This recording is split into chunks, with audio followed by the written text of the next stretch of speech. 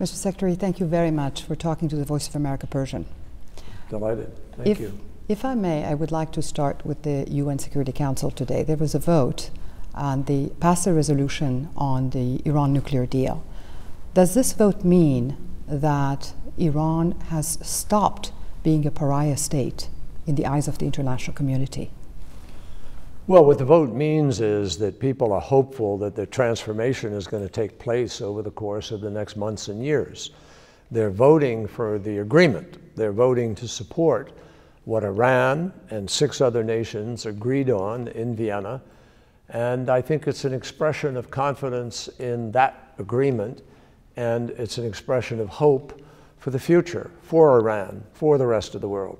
Obviously, that agreement is based on the hope that the nuclear problem will be resolved, that Iran will become a nation in good standing with the rest of the international community. But it's going to be proven not by a vote and not by the words. It's going to be proven by the actions over the course of the next implementation of the agreement. Mr. Secretary, you mentioned that there will be some transformation. When the deal was announced last week, inside Iran, people came out to the streets. They poured into the streets. They wanted to show their joy. They were celebrating.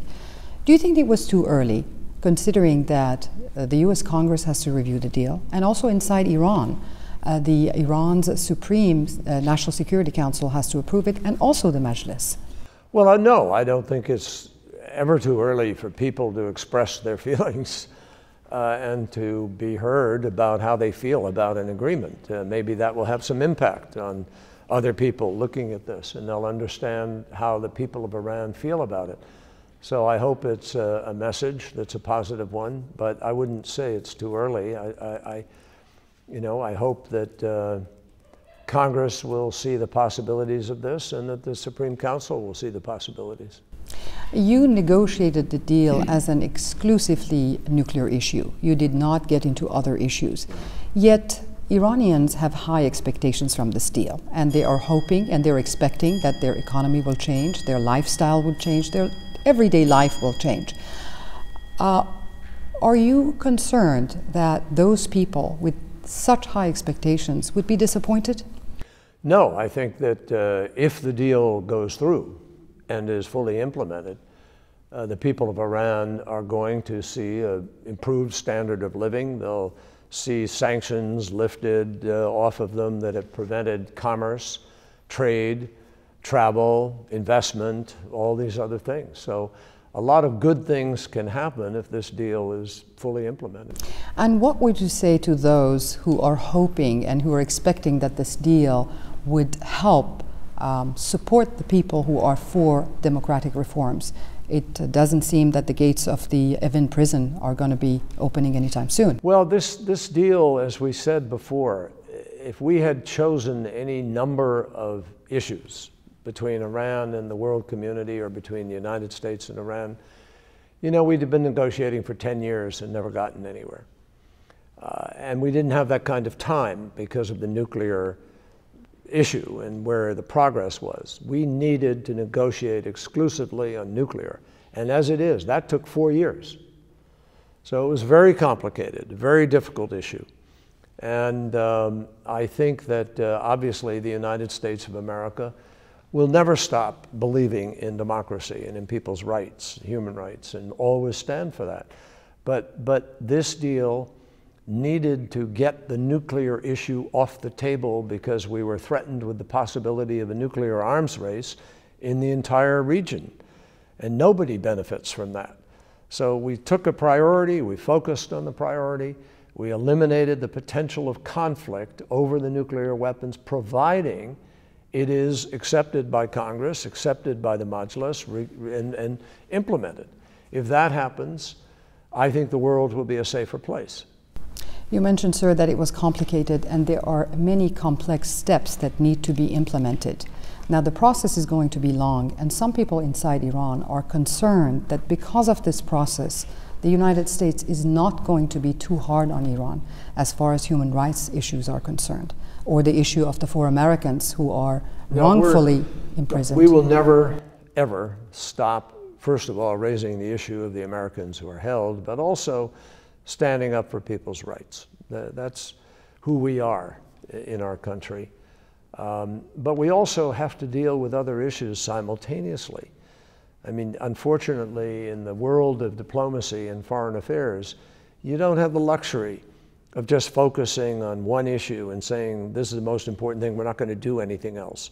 You can't ignore what's happening in Syria. You can't ignore what's happening in Iraq, or what's happening in Yemen, or what's happening in Egypt, or in the Sinai, or, you know, all of these issues compound themselves.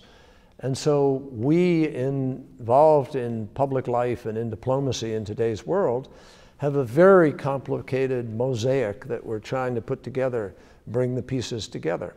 It's not easy. And in the end, it will be, those issues will be resolved through agreements like the one that we reached with Iran. But we have to fight for it. Sir, if I may, I want to turn to Congress. You will be on Capitol Hill this week, and you will be facing bipartisan skeptics from Congress. Okay. They seem to remain unconvinced. What is your battle plan, sir? And are you going to bring anything new, any new arguments, so you can defend the deal? Well, I'm going to tell the truth about the deal. There are many people who, frankly, some of them had opposed it before they even read it. I mean, many of them admitted they hadn't read the deal when they started opposing it. Some people just oppose the idea of doing a deal with Iran. But I think when people really look at what is gained here, when they see that this is a possibility of actually doing away with a potential of a nuclear weapon, and of perhaps opening up the possibilities of other good things happening, of a new relationship, I think people will see the benefit of it. And obviously, there's a very powerful group of voices who are opposed to it, who spend a lot of money in opposition to it, and that's been heard. But I believe, I'm glad we have the 60 days. I think it will give time for people to really reflect and see that if you don't let this agreement go forward, you could be choosing conflict and war. That could be the alternative. Because if we don't have this agreement, then I believe the Ayatollah would say, why should I negotiate with these guys? They haven't delivered, they don't do it.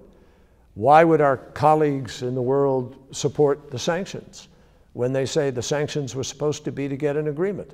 But they got one and now they walked away. So the whole thing comes apart with great danger to the region. So you mentioned the Ayatollah. On Saturday, Iran's Supreme Leader Khamenei stressed that we do not negotiate with the U.S. About different global and regional issues. He said that we do not negotiate about bilateral issues. And he even said that the slogan, "Death to America," are still going to be heard in the streets of Tehran. Does this mean that the embassy right here on Massachusetts Avenue will remain closed, that there will not be any U.S.-Iran cultural relations, and that none of the businesses from the United States is going to go to Iran anytime soon? So if I may. Well, we have to, obviously we have to explore it. I mean, on its face, it would seem that way. I mean, the statement was pretty negative and pretty dramatic, and you know, I have no reason to believe otherwise. But I'm an optimist in global affairs. I'm somebody who believes that what you hear today, you may not hear in 2 months or 10 months or whatever. I just don't know.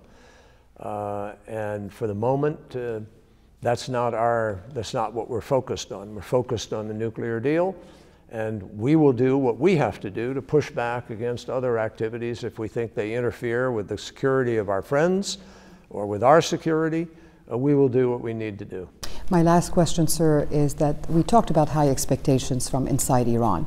When do you think, realistically, that this deal is going to start working? And when do people, do you think that they will see real changes in their lives? Is it going to be... Well, Congress has 60 days. So September 19th, there should, by then sometime, there should have been a vote. If that has happened, that becomes the day that the deal begins to kick in. And then after that, there are certain things that Iran needs to do, and the IAEA needs to do, and those things have to be resolved, all of them, before the sanctions begin to be relieved. So you're looking at somewhere about 6 months or so. It's hard to say exactly. It depends what happens. But I don't think there would be much felt before that. But I think September will be the critical moment when people begin to learn whether or not this will be, in fact, implemented. And does this include medicine? Does it include easier travel for Iranians to the United States? Well, it includes the potential of travel, but what it includes immediately is the lifting of specific sanctions on finance, on banking, on the movement of goods. Foodstuffs will be allowed to be sold from Iran, pistachios, carpets, other foodstuffs. I mean, those things will be able to be sold. So it's opening up some things, but not everything yet. The primary embargo still remains in place. So the long-term trajectory is positive between the United States and Iran? The long-term trajectory has the possibility of being positive, providing Congress passes this and providing the Majlis and the National Security Council accepts this and we implement it. If we implement this, then we are on a path to perhaps opening up a set of opportunities. If it is not implemented, we're going to have a lot of problems and perhaps even the possibility of conflict, and I find that very tragic, and I hope that we will succeed in persuading people why this agreement actually prevents conflict, provides for security for the region, and will prevent the acquisition of a nuclear weapon. Mr. Secretary, thank you very much for accepting to do this interview with us. My pleasure. Thank you, sir.